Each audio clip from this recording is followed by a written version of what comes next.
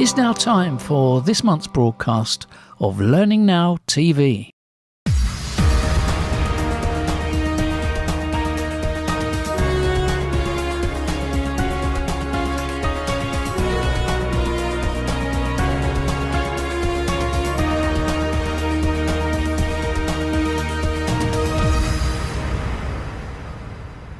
Welcome back to Learning Now TV. This is the first of our October programmes. Nigel, what's on? Well, we've got a really good lineup, I think, this month for this programme, Kate. Just three people I'd like to highlight. Huge contrast in them, but three very interesting people. First is Michelle Ockers. Michelle is based in Brisbane, Australia, and she's going to be talking about the learning that's come out of the pandemic and the way she's now working with organizations to reorganize and re-energize learning and development. The second is Neil Malarkey. Neil was a stand-up comedian, the founder of the Comedy Store Players, and everyone's heard of the Comedy Store in London, but now he's a business communications expert. Now, business communications, improv, face-to-face. So he's pivoted, he's doing it all online and doing an absolutely brilliant job. So just that story of how he changed and why he changed, it's fascinating. Yeah, it's good. And then finally, last but not least, Andrew Jacobs launching a new venture called, Kate, and I'll call on your Welsh pronunciation. It's called... It's a Welsh word. It's called Llan. Llan. Very easy, Llan Learning. Andrew's launching Llan Learning, and he's also launching a fascinating podcast series called Women Talking About Learning. And I think he's got the first 20 already queued up. They're not out yet, but they will be. So three interesting, varied people ready to be the backbone of another excellent show. Enjoy the rest of the programme.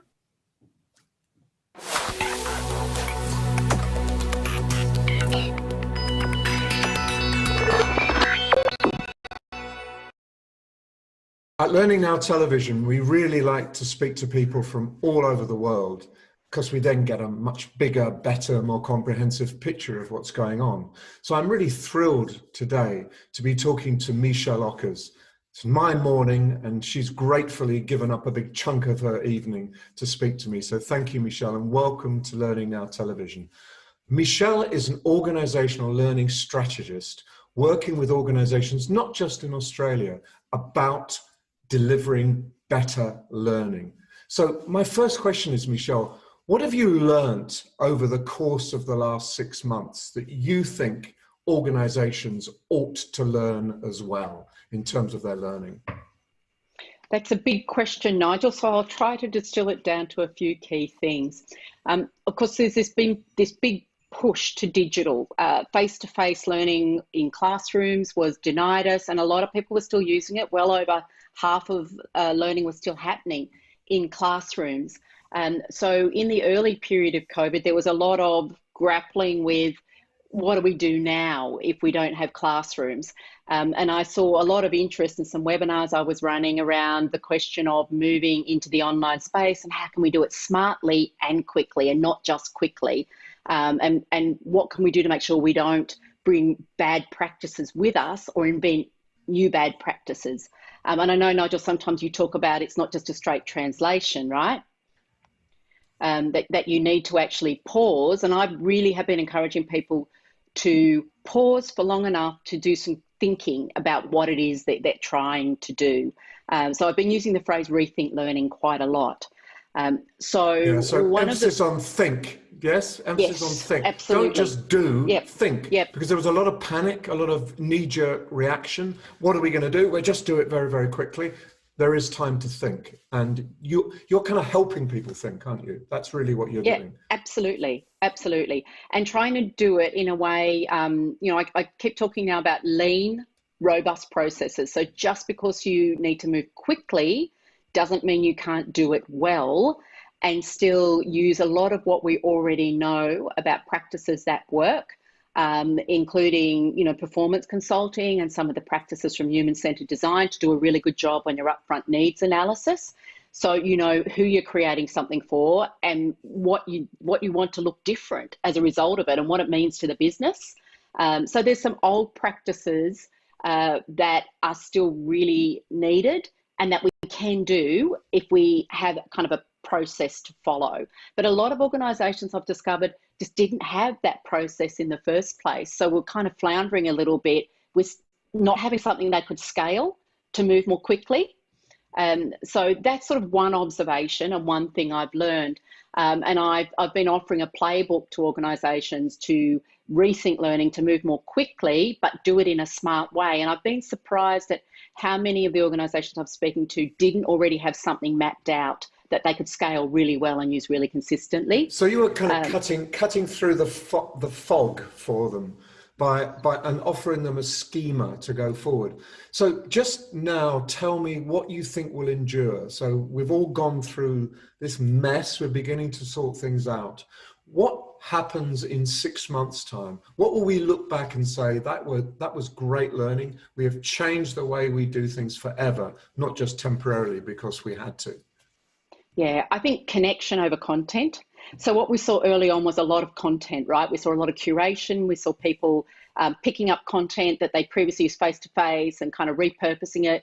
We saw people going crazy on some of these big content provider platforms, but that has eased back quite a lot. And now there's more of a move towards this question of how do we create connection supported by digital. Which you can do very effectively. So I think over the next 6 months, we'll kind of grapple more with that collectively, and we'll look to good practice examples, because there are plenty of examples out there of organisations that are doing this well, both creating more intimate connections, one-on-one or small group, and not just in live facilitated sessions. A trainer or a facilitator doesn't always have to be there, but also in larger groups, creating more connection, more conversation, more learning from each other. So I think that will be a legacy. Give me an example. Yeah. So one really great example comes from Reece Plumbing here in Australia and New Zealand. They have a leadership program that is part of their digital learning strategy, which is fully self-facilitated by a peer group. A facilitator never sets foot into the peer group to go through the leadership program, and only 25% of the strategy is content-based. The rest is based on peer support. It's based on coaching, which is supported with digital platforms by way of example, and sharing knowledge. So they start with user experience first. They think about experience first, and then they think about the technology and what's the right mix of technology and content to support the experience and the outcomes. I think that's a great example. Did that program translate from before to after lockdown? Were they doing it beforehand? This is really one. Well, it's one of those interesting examples. They didn't shift. They had already thought through this strategy because of the nature of their workforce and the distribution and the kind of time constraints. So they were one of those organisations that was well prepared. And I think the ones that are really showing us the way at the moment were those ones that were in a better position already and had started this kind of work to higher quality strategy supported with digital or more of a mix of blends. And I know, Nigel, you're aware of the work of Decium and Christina Siriotakis at Decium and the campaign-based approach that they had taken and the emphasis they've placed on just getting leaders to share their stories, getting different parts of the workforce to share their stories to connect, and running campaigns which have really smartly connected people. So I think campaigns will be another thing that will come to the fore as people kind of look at how to create that sense of belonging and connection across organisations, even when you can't have people together. Where would you advise people to start? So there are a number of organisations listening to what you're saying and kind of nodding and getting it, but where do they start? Could you give a couple of tips to how do you get going? How do you rethink learning, essentially? What are the first steps you should take? So I think going back to some foundation principles and asking yourself what's the purpose of learning in an organisation is a really good start point. And getting some really good solid principles in place and agreeing those as a team and agreeing how you're going to speak with and engage with your organisation around those principles. So for instance, one principle is the idea that learning is not a one-shot experience. Learning is a journey that we support people through, from engaging and motivating them all the way through to embedding. And it is a journey we find a way to support them and facilitate them through over a period of time. Another foundational principle might be that learning needs to be connected to performance. That learning for its own sake is not going to shift behaviour, that we need to be finding ways to understand what people would be doing differently in the workplace, and what behaviours we want people to take in order to achieve some sort of result that matters for the organisation. So figure out your principles first. What are you really trying to do with learning? And then I would suggest understanding user experience is another good place to start. So starting with a couple of simple tools, like as you're doing your analysis, creating personas for the groups of people whose behaviour or that you're trying to support a change in, to create a different result that's good for them and is good for the organisation. Personas create insight. They help you understand people's motivation, their pain points, what might actually attract them to learning, so that they want to use a solution, and you can create a solution that really meets them where they're at and what they really need. So they would be a couple of really good starting points. Excellent advice, thank you. And where can people find out more information from you? Would they go to micheleockers.com? Is that the best place to start?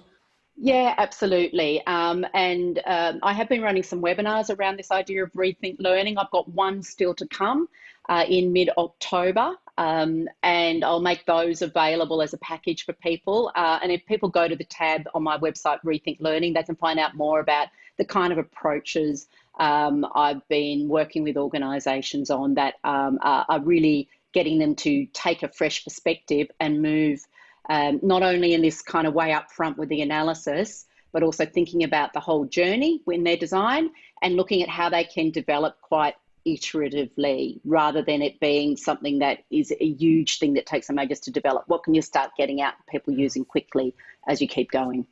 All good advice, and that information is on the screen, so please take a note of it and get in touch. Michelle, it's been a pleasure talking to you today. Thank you very much for your time. Thank you very much, Nigel, and all the best to everybody with moving smartly and quickly with their online learning journeys.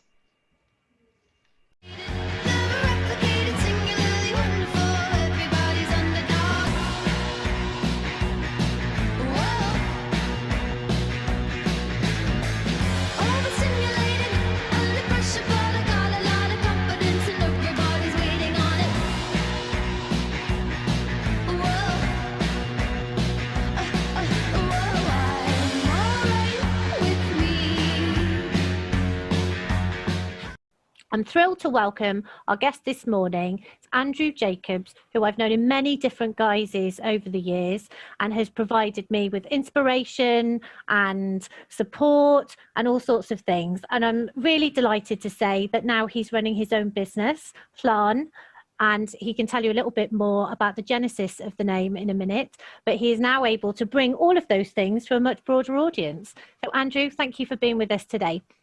Oh, thank you for the opportunity. It's nice to see you again, Kate. Always. So in terms of the name, I think it's quite an interesting one to unpack. So there's the double L has a meaning and the word has a meaning. Can you talk to us a little bit about that? Yeah, absolutely. So it's a Welsh word, which I know you'll be a fan of, absolutely. And it's an entirely accidental name as well. I was looking for trying to understand what my brand needed to be. I was searching on Companies House and looking for organisations with the word learn in the title, and I mistyped it as LAN, and I thought that's a good name. So did a bit of research, found it was the Welsh word, and I also really like the fact that the LL at the start is about leading learning, and that's what I would like to do, from a personal perspective, but from a professional perspective as well. Actually being seen as an individual and an organisation actually leading learning as a function. And you even talked about in the logo, there's a little gap, isn't there? I think that's really interesting as well. It's a nice little nuance or detail. There is, yeah. The letter A in the logo has a gap, and that gap is either the attitude gap or the ability gap. I don't know. I will have that conversation with the providers or the people interested in working with us, and we can help understand what that is. Is it attitude or is it ability? So tell us a little bit about your background, Andrew, for people that don't know. You've had a long career in L&D in various different guises. It's hard to summarise in a couple of sentences, but give it a whirl for us. So I started in learning in retail banking, but that's when it was called training, and was the sage on the stage at the front of a group, and worked in retail banking in learning roles. I moved from there into the fire service, and again in a training role, but then was getting into areas talking about vocational qualification. I moved from there into retail. Again, it was a training role, but much more different, because that was about, from the fire service, because that was much more about fast-moving consumer goods and helping people with skills and behaviours and attitudes in a very different way to the fire service. And then I moved from there into local government, and moved through local government to most recently working for central government within HMRC. And what are some of the things that I mean, obviously the coronavirus situation has thrown a lot of things up into the air, but what are some of the things that you think need to change or evolve? I don't want to use the word fix because it sounds too negative, but what are some of the things that you're hoping to kind of help evolve with Llan? So the coronavirus thing, I think, is really interesting, because I think that has caused a shift in how we do things. And there's a couple of spaces there. So the first one is digital, and how we use digital now is fundamentally different from a learning perspective, from a working perspective. And so we need to be absolutely clear, well, what that needs to look like from a learning side. So how we design and build learning from a digital space. The second thing that's prompted is also around asynchronous design. The idea is that everybody will be in the same place at the same time on the same date to learn the same thing. Has gone out the window now, and I can't see that coming back in the near future anyway. So we need to design for asynchronous learning. The fact that people may be logged in a range of different places at different times and are going to need to learn different things, and that throws a lot of the design up in the air. Organisations will still have expectations about what people need to know, but what they know and what they want to know and how they learn that will going to be very, very different for some period of time. That's only for knowledge workers, though. And something we're doing in learning and development is confusing and assuming that everybody in learning works with knowledge workers. People who work as skills workers still need to go to a place to develop that skill. And I think that there's an interesting conversation to be had there around what learning will need to look like for those people. Yeah, 100%. And I do think that gets overlooked, far too much. And you use the S word there, skills. And, do you think that it is, my colleague used the term the other day, skills are the vaccine that will get us through, or some organisations through, this period of, turmoil and instability. How important do you think it is to get the right knowledge to the right people at the right time and help them with the skills that they need? Because it might not just be about their job. It might be around, resilience and change management and those kind of things. I mean, to me, it just feels like and I know that I'm in learning, so I maybe would say this, but it just feels like such an obvious priority to me. What's your take? I would agree. Skills are essential. The challenge for the learning function is, I think, from learning functions themselves need to look at their own skills first of all. I've sat in on a lot of webinars and a lot of online activity in the last few weeks and months, and some of it's really not very good. So there's a whole question around the skills of the learning function. There's also the will of the learning function. A number of people that I've spoken to are very much saying, well, in 6 months it will be fine. We'll be over by Christmas. And then it was going to be over by the summer, then over by Christmas, and then it's going to be over by Easter. And I do think people need to understand that there has to be a will and a motivation to want to do some of these things differently.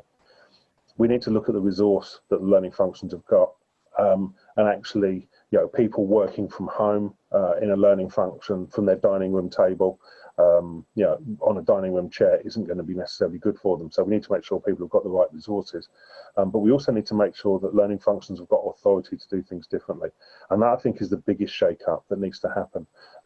If you want to train people up in skills and how they do skills differently, you need to actually give them permission to do things differently. And that's a conversation to be had between the learning function and the HR function, the finance directors around, well, actually, what are we expecting the learning function to deliver and how that needs to be delivered now. The longer we wait, the worse it's going to be, because people will go out and do things for themselves anyway. And then the learning function need to go, well, hang on, what about us? What about us? People would have already learned those things out for themselves. And a phrase I've heard you use a lot in the past is, shifting from order taker to a more proactive role. How does L&D start to go about those conversations?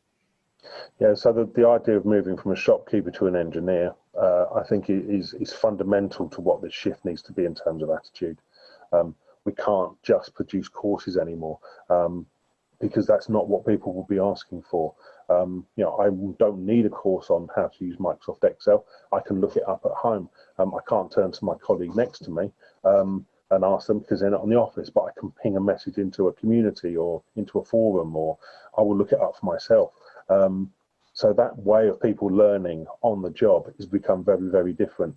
So we need to think and engineer solutions that are less about producing content and producing courses, and much more about moving to what I've described from just in case to just in time, just for me, and now just enough learning.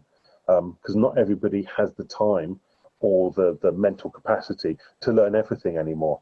I'm frustrated by the fact that people are expected to sit there for 6 hours in a video Zoom call as a translation of a face-to-face event. Any video call of over 45 minutes is absolutely horrendous. And do that for 6 hours? No, that's wrong. We're doing that wrong. And I think one of my frustrations is that I think those of us that work in and around L&D, we'd like to learn stuff. I'm learning Welsh. I read a lot about history on my own free will. But, I think when it comes to a job, not everybody wants to climb the ladder, progress. Some people just have a job, they pay their bills. They don't necessarily have that academic motivation to learn either, do they? And I think I get a little bit frustrated with that, because actually they just want to do their job better. It's not about, like I say, an academic desire to learn. Absolutely, and I recognise that when I worked in the fire service, the fire service is full of firefighters, but actually most of their job is not fighting fire. What their job is to stop fire happening in the first place.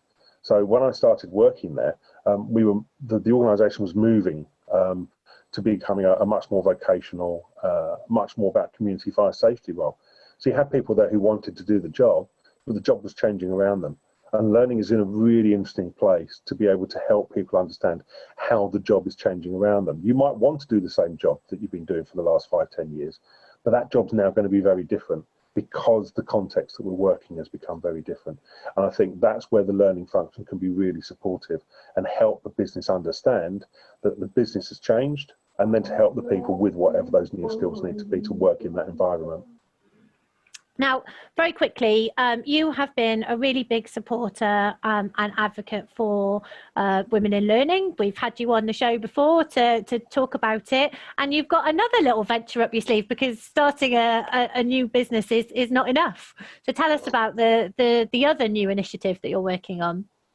Yeah, so start a new business, and by the way, let's launch a new podcast as well. So we've had long conversations about this, you and I, Kate, and yeah, am I an advocate for women in learning? Maybe. I have privilege, and so I need to use that privilege to do something about it. One thing I do, as you know, is I won't speak at an event unless there are an equal balance of male and female speakers. I won't write for publication unless there's an equal balance of contributors. And I was thinking about podcasts, and I did a podcast a little while ago, and the person was able to say, yeah, we have a balance of men and women speakers, and I thought, I shouldn't have to be asking that question. Actually, what we should be doing is having a podcast of women speakers. So that's what the Women Talking About Learning podcast is all about. It launches in the beginning of November. And although I'm hosting it and so on, it's not me. What it is, it's about women talking about learning. So it'll be 2 women guests per episode talking about an aspect of learning and development. It might be learning technology. It might be learning strategy. It might be something like prejudice. It can be anything around learning that women want to talk about. And so this is an open invitation to any woman who's watching this, or to any man who knows any women who they think will be who have interesting views, and I know pretty much every woman, every person I know has interesting views on something, to be a guest on the Women Talking About Learning podcast. We've got a range of topics, but if you want to suggest something, then please do, and I'd be delighted to have as many guests as possible, because I think we need to amplify women's voices more. And I think that is really interesting, is the kind of lots of A words, but, you know, I called you an advocate, but actually ally is probably a stronger word these days, and amplify is something that is so important. So we'll put the details up, and, you know, definitely get in touch if you're able to, you know, put yourself forward. And, you know, the whole thing around imposter syndrome, ignore that, park that, have a chat with Andrew, and then, you know, you will be, I'm sure, fired up and ready to take part in that podcast. But Andrew, thank you so much. We could talk all day. I'm sure we'll have you back on again to hear how Llan is going and the new podcast. Brilliant. Thank you very much, Kate. I really appreciate it.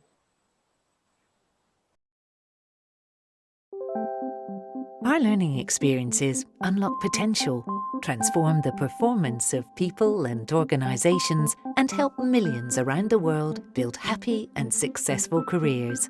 We change lives with evidence-based learning that works, sparking real change for real impact.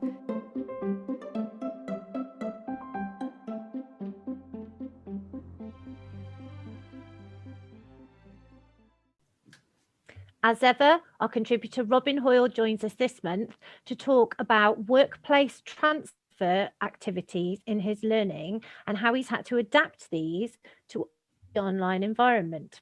Check it out. Hello.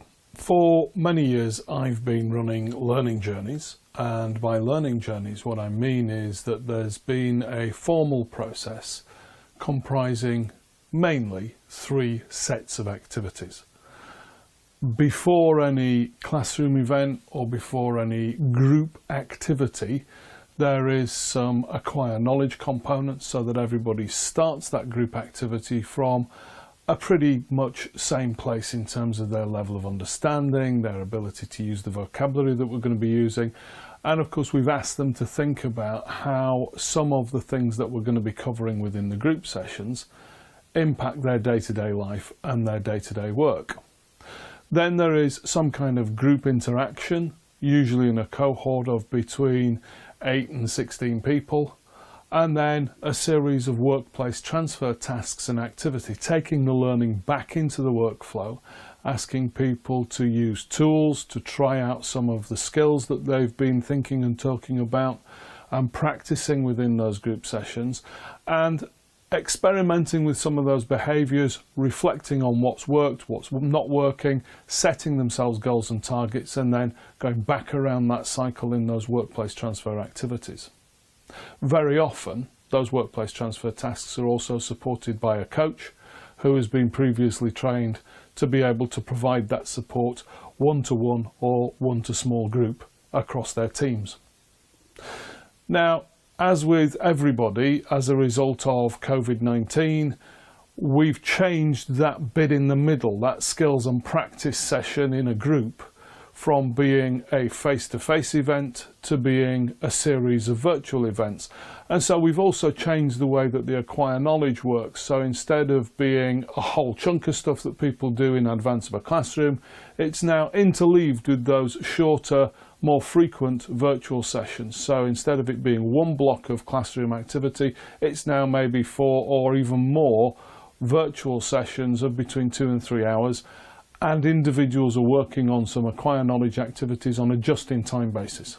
So they'll do some e-learning perhaps, or some other assignments, they'll read some documents, and then they'll reflect on that, comment via a collaborative platform, and then come into the classroom ready to start working with the things that they've just been reading about, watching, seeing videos around with their colleagues.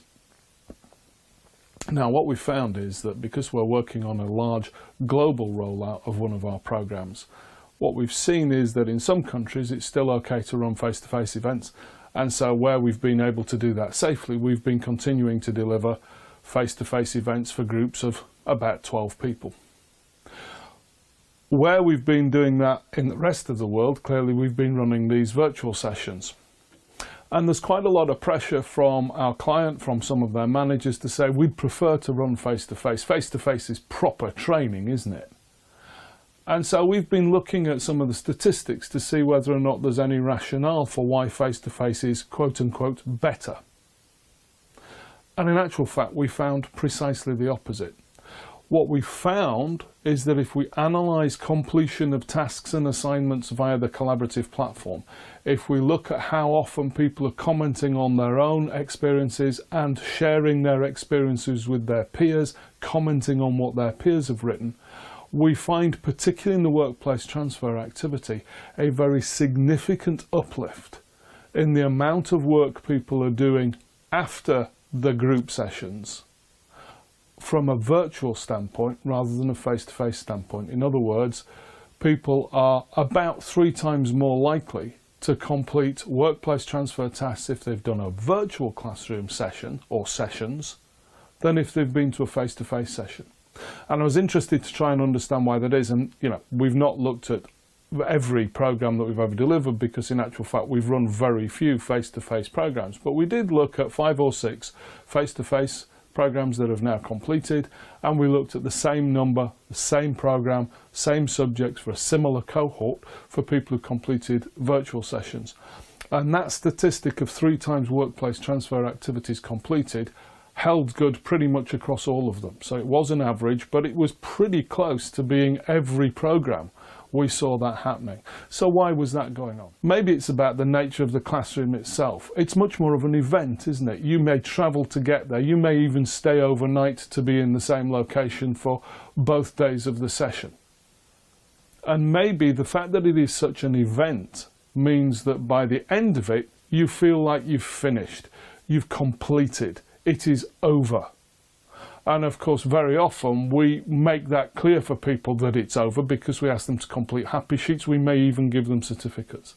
So what we've found is that if people are doing little and often, whether that is delivered virtually or whether it's delivered in this combination of asynchronous study and synchronous virtual sessions, they seem to be much more happy to accept that they're on a journey, and that they will need to go and try things out, experiment, do things in their workplace, and reflect on what has worked and what hasn't worked, and continually make plans for how they're going to improve their own capability.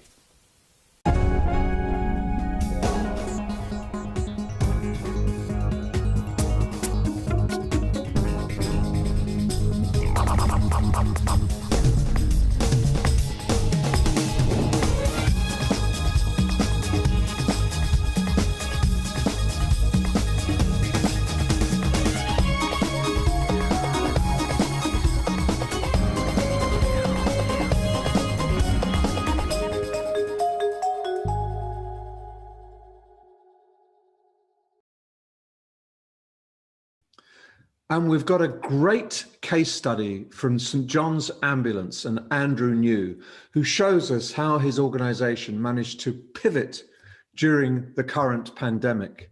And this is sponsored by the Charities Learning Consortium, as ever. Welcome to Learning Now TV. It's back with the charity series. It's been a while and we've all been in lockdown, and so we're now recording on Zoom, and I'm really pleased to have a guest with us today who's really managed that transition that we've all had to do in learning and development of moving to digital. I'd like to welcome Andrew New. Andrew's Head of Education and Training Products at St John Ambulance. Now, traditionally a very hands-on, face-to-face approach to things. It'd be really great to hear from you, Andrew. How have you digitized? How have you actually coped in this situation with the pandemic? Welcome to Learning Now TV, Andrew. Thank you, Michelle. Yes, it's been an interesting journey for us as we've taken a very hands-on practical skill and turned it into a digital format. This has been something we've been wanting to do for some time, but as you can imagine, the feedback we regularly get back from our volunteers and the people that we work with, they struggle with the ability to understand how you can deliver a practical skill through a digital format. And so we've found that actually there was very little interest and take-up of such a product. Obviously, things changed quite quickly. And obviously, we had to change the way that we interacted with our product and our students to be able to meet a variety of needs from the NHS to schools to power plants, utilities, things like that.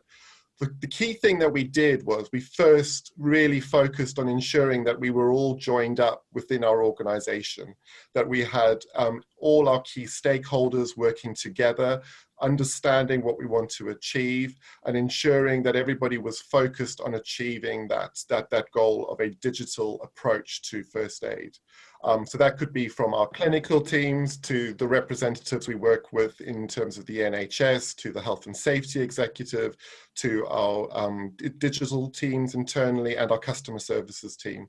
You had a big job, hey? This is a huge thing that you've had to do. Yes. So just help our viewers are a lot of corporate L&D, maybe traditional face-to-face, similarly having to do the same sort of journey, but perhaps not from a background of such reticence, really. I guess everyone wanted to do first aid training. We imagine, putting people's bandages on and having time with Resusci Annie and that kind of thing. What did it actually look like for you, Andrew? How did you do this? So what we first did was we break down what we try to get across to people. So there's life-saving skills that are important, and started to identify what could actually be delivered digitally. So obviously the knowledge aspects are quite easy to get across. We had invested previously in some interactive technology that allowed us to produce modules that allows a person to take themselves through a protocol. So for example, with CPR or the recovery position, we have an interactive module that allows people to take them through the steps. We're even able to assess depth and rate with regards to CPR. And so we had already those assets. And I think what was important was to look at what we had in place already, to curate that around learning journeys to ensure that people were able to use them, and then to identify those gaps and to build those quite quickly to fill them in. Now, obviously, there are some practical elements that we had to do in the classroom, and we would do that. We did that in a socially responsible way and to ensure that that was COVID secure. But it was quite surprising about how much, when you actually delve into what the skill was, you could deliver with the interactive technology that exists in a digital channel. So just playing back what I heard there, start where you were. You started with what you had. You very clearly said you broke down the skills. So the knowledge transfer, easily done in a digital way, but it headed into that kind of practical. So you still had a practical element. Would you say that was a sort of 80-20 split, or what did that look like? So for internally, where we were training our own volunteers to go into hospitals and to support the NHS and into the Nightingale hospitals, that reduced time by a third. So actually we were 2/3 in the classroom, a third online. Mm-hmm. For our workplace first aiders, so those first aiders who were keeping workplaces such as utilities going, teachers in schools, we were actually able to reduce a lot of that down to 2/3. So actually there was a third in the classroom, 2/3 online. Now, understanding we are dealing with trained first aiders who already deliver their skills. So this was about refreshing and making sure that they would continue to keep their first aid knowledge up to date. So we were able to achieve that quite quickly with regards to those external first aiders. And how has the reception of the audience been? You started your story saying that traditionally people didn't want that. Schools, for example, would have wanted their first aid trainers to have been first aid trained in the building, so to speak. Were they receptive to it? So the actual people who completed the training were extremely receptive to it. We saw registrations on our site, which are our free online site, or go up from just under 1,500 to about 39,000 within 2 months. So that was teachers, first aiders in the workplace, people working in the emergency services, logging on and accessing the first aid courses and materials that we had there. I mean, we had about 12,000 people access our childcare modules, which were very much aimed at schools and early years settings who were providing care functions. We also found that 80% said that they would feel confident responding to a first aid incident following the completion of our digital products. So actually it increased their confidence, and it felt them, and they felt ready and able to step in when required. So very much a great response. I think also what was interesting was, so for example, the Department for Education were coming to us and saying that they were going to struggle to keep schools open with regards to being able to still provide first aid coverage. So our provision of online materials directly to schools was welcomed by regulators, the department, from local authorities, and from school leaders, because they were able to continue to provide their service, provide a first aid coverage, which they may not have planned to have given, but ensured that they still had high quality first aiders in place. That's just fantastic. I mean, on behalf of the nation, thank you. What I find quite fascinating, and you talk about 12,000 people have accessed your stuff, so that's freely available, that anyone can go and see this at the moment? So that's 12,000 who've accessed the child and baby modules. That's about 40,000 people who've accessed the whole package, which includes workplace first aid, mental health first aid, a whole gambit of skills. We know that a lot of people were doing DIY over the lockdown period. So we provided first aid skills that were related to DIY injuries as well while people were on lockdown. I mean, that achieved about 17,000 hits in terms of people completing, and which goes part of our way of ensuring that we're building up communities who can look after themselves from a health perspective. So you've done a really great job. A really great job. But come on, at the end of the day, first aid is about touching people. It's about, putting those bandages on and all the rest of it. What have you done about something like the recovery position? This is the one thing. Surely you can't take that digitally. Surely not. No, and obviously what we've done is we've provided this as a stopgap. So it was in response to a crisis. And we do still feel that hands-on first aid is the correct way forward. But we have designed and devised a whole series of COVID secure standards that allow us to do something like the recovery position. So at the moment, if you come into one of our classrooms, you will be asked to talk through the steps as you put yourself into the recovery position, or to talk someone else through the steps of the recovery position. You're still being assessed on the actual skills and proving it to a trainer that you know what to do in that situation. It's just fantastic to blend your learning in such a way that's responsive to the needs of the whole country right now. It is just excellent. And I just think there's no excuses anymore for corporate L&D to say, do you know what, we have to be in the classroom. If St John Ambulance can cope with it, then all of us can cope with it. So I encourage you to take the innovation that Andrew's described today, to go back to your workplaces and see what you can do to make sure that your staff have got what they need in order to continue with their work. And Andrew, thank you so much. It's been lovely to hear your story, and good luck with it. I might even go and check it out. With my Girl Guiding hat on for first response, we need to see what you're doing over there in St John Ambulance. So thanks very much for talking to us today on Learning Now TV. Thank you, Michelle. DPG's online courses are designed to fit around your life, so you can study anytime, anywhere. Get in touch now for more info. It's a delight today to be talking to Neil Malarkey. Neil is an author. He's a comedian, founder of the Comedy Store Players, a communications expert, and someone who's worked with businesses large and small around Europe and probably all around the world, helping people understand how they can make more impact, be more effective at work. So Neil, welcome to Learning Now Television. Thank you very much. Good to be here. Yeah. I wish I was with you in real life, but wouldn't it be a dream? Let me just touch you through the screen. Perfect. But I've had to get used to this. So March the 15th, the Comedy Store Players, who do improv in the centre of London, that was our last show. March the 16th, things ended. And I suddenly had to get used to this whole new world. I thought it was at an end. The Comedy Store hasn't opened, but I talked to a lot of people about the training work I do. And they said, you can still do it. And I said, can I? And they said, yeah, because you can still have that energy and humor that'll come through the camera. And you can still use, for example, breakout rooms. And I found breakout rooms fantastic. You can send people away and bring them back very quickly. And I found that you have to have a lot more preparation.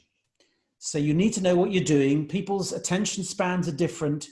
I gathered as much information and research as I could in 3 weeks. People who've already been working with virtual teams, people who've been doing virtual classrooms and webinars for years, and just simple things like change the dynamic every 5 minutes, give them something, put them in something in chat, ask them a question, change the slide, whatever. And very early on, I was talking to somebody who's an expert in this, and she said she had the camera off for a whole half hour. And I said, is that allowed? She said, yeah, sometimes you want to turn the camera off for the kind of work you're doing, which may require some sort of reflection or emotional input. And I said, can I stand up? And she said, I don't see why not. So I'm sitting down now, Nigel, but when I do my workshops and webinars, I stand up and then I can really give it the energy I want. Yes, And that comes across. Yes, well, that's true. That's been a big thing for me. And now people are actually saying, when you're doing a presentation, maybe do stand up. But it just means you've got to raise your laptop. You've got to think about the lighting. But after 6 months, I think we should all be having some idea about those things. So I've managed to do what I do. As one of my friends who's also a workshop facilitator, he said, I miss the biscuits.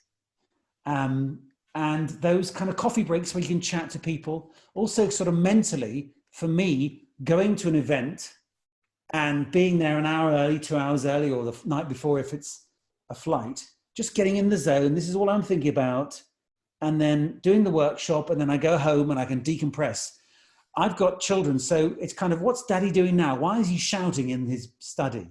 And then, Daddy, come to dinner. So I don't have that sort of break as I head to an event, and the kind of decompression and satisfaction as I come away and think I'll treat myself to a cup of tea or something. But do you feel you're on top of it? Do you feel that now, after all these months, this is something you know how to do as well as you used to be able to do it in a face-to-face environment? Do you feel that confident now? Yes, I do. And I sent a couple of events that I did to a friend today, and she rang me and said, I want to ring you just to say you've well done, because your energy and humor do come through. So you've really worked harder. And I said, I have actually. And I don't, Nigel, you must know that sometimes people do drawings, graphic designs of events. And I had somebody do that for an event I did recently for coaches thinking about mental health. And she sent me this wonderful graphic visualization of what I did, which is tremendous because they always nail it, don't they? I'm sort of fluffing about and seeing what happens, but they really find the nub of the message. And each one I work with has a different take. And it's just amazing to see what these clever people do.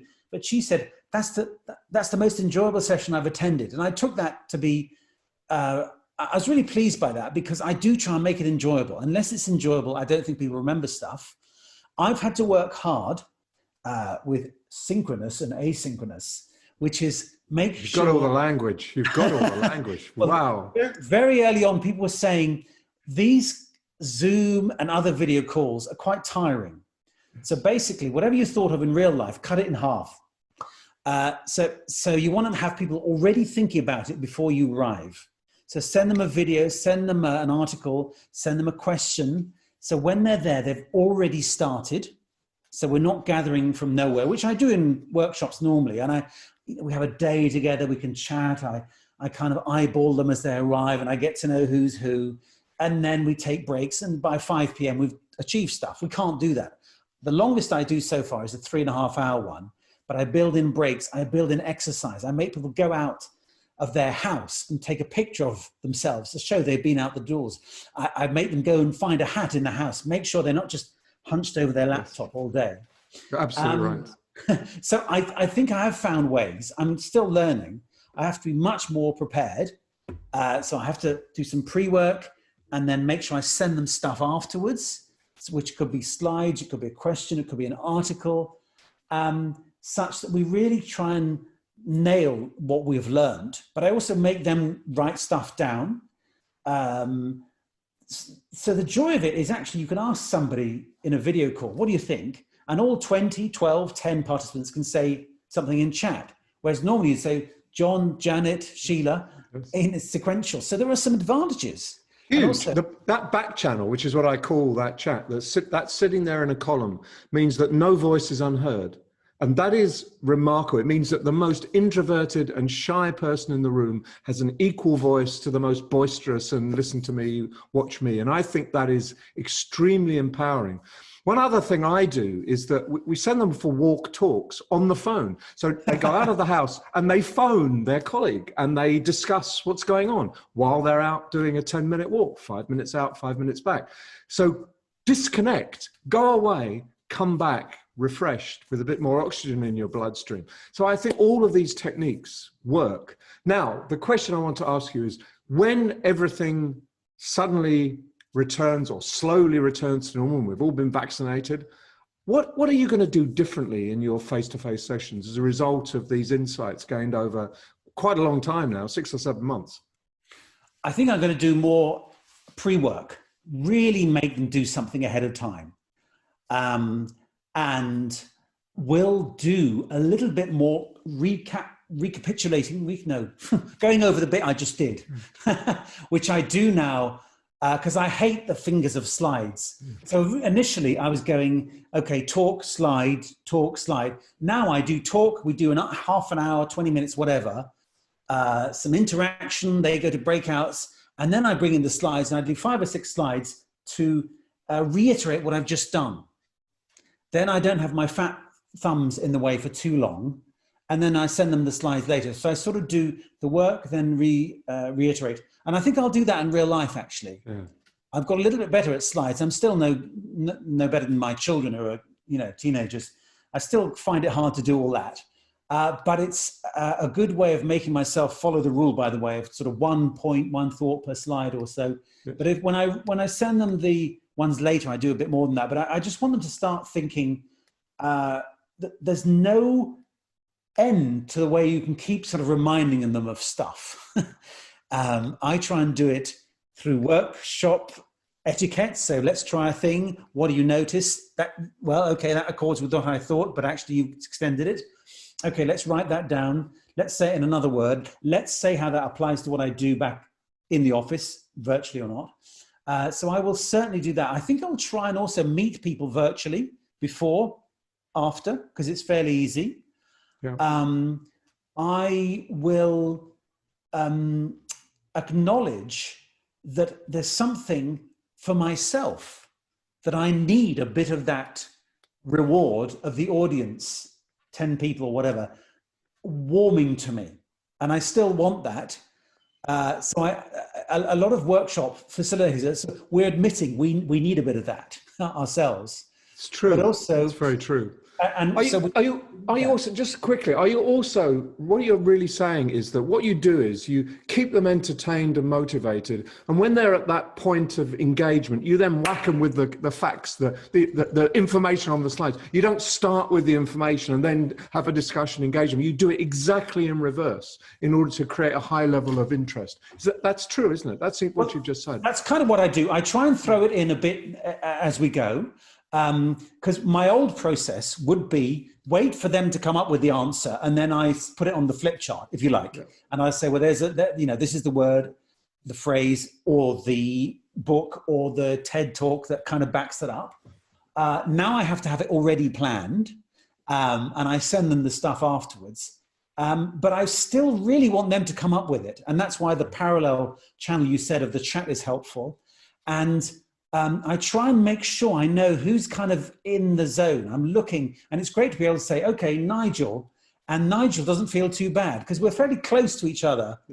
Yeah. Your head is quite large in my view now, in a way at a workshop it might not be. So it's just easy to say, okay, Nigel, and Nigel doesn't mind saying something. Whereas if I point you, Nigel, in a workshop, they might feel it's harder, and I don't feel so easy doing that. So there's plenty for me to say there's advantages here. And of course it's great because I can work with people in San Francisco, Singapore, Dubai at the same time. And these are virtual teams who don't get to see each other much. And part of what I can do is bring a bit of fun, a bit of entertainment, part of the reflection of how do we enhance our skills.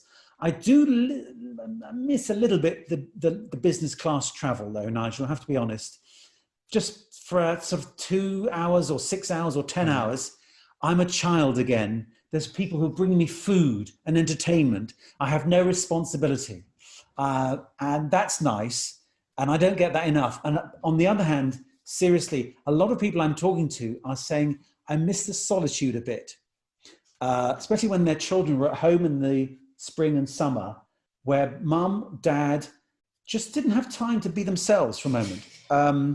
And somebody said, when I'm driving to work, nobody's judging me. There's something about that. The average is 38 minutes, the commute, which I can just get into the zone. And I certainly, with my workshops, I find that. But what I'd say to people now is don't get yourself on back-to-back Zoom video calls. Put in a phantom meeting, Project Rainbow or something, where you literally just think. I completely agree. These are really good tips. And I'm glad that you've managed to not just survive over the last few months, but begin to thrive and think differently about the way you engage with people. So, not all bad things have emerged. There are some good things and some great insights. So it's been an absolute pleasure to talk to you. And I wish you luck. And I hope that you manage to be both synchronous and asynchronous all around the world whenever you can. So Neil Malarkey, thank you so much. Virtual hug. Thank you, Nigel. Virtual hug, indeed.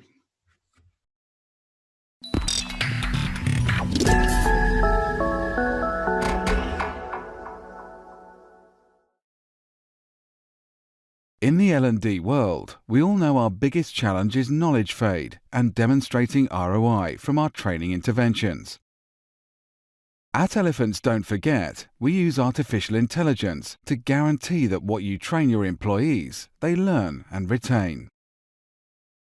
If you are looking to transform the impact your training content has in your business, improve the ROI, and perhaps help employees learn and retain even the dull regulatory material, drop me a line at nelly@elephantsdon'tforget.com.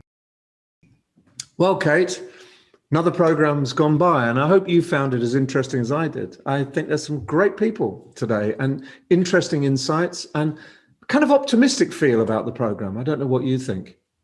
Yeah, I think that, it has been obviously challenging. I mean, it's an understatement to say that, but I think learning and development does still have so much opportunity off the back of what's going on at the moment. And, hearing Michelle, I always find her incredibly inspiring and just so knowledgeable. And hearing Andrew talking about some of the things that he wants to help kind of put right or help organisations with off the back of the COVID-19 situation, I do think there are reasons to be hopeful, if not quite cheerful. Yeah, and also people coming up with very, very imaginative solutions to get back on the road. So there's nothing like the ingenuity of people in L&D, wherever they happen to be and whatever organisation they work for. So, Kate, have we got any virtual conferences? We don't have any physical conferences, but we may well have some virtual ones. Have you got anything up your sleeve that you can share with us? It is a busy time of year, usually for events, and obviously that is no exception as people take theirs online. I'm just going to check my notes on the dates so I don't get them wrong. So Devlin, our friends at the e-Learning Guild, are running that from the 19th to the 30th of October. So longer than it used to be. Quite like completely the online model they've taken on there. Yeah. ATD, almost a bit of an overlap. ATD's virtual conference is taking place the 24th to the 30th of October. In early November, our friends at Learning 2020 are running a free virtual event. Obviously, usually that's based out of the States, but people will be able to log in from anywhere. And the CIPD are running their annual conference and exhibition online on the 11th and 12th of November. That takes up to Christmas, won't it? More or less.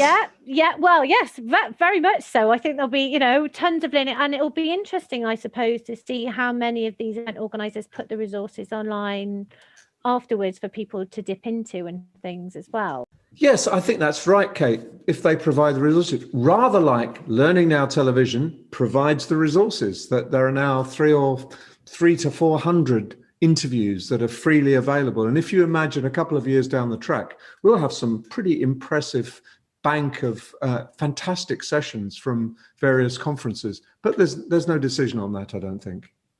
No, not yet. And if you are running a virtual event or would like us to talk about anything that you're up to, then do drop us an email via the contact details that are on the screen now. Okay, and we'll see you next time. Thanks as ever, Kate. Good to see you again. Bye-bye. Bye.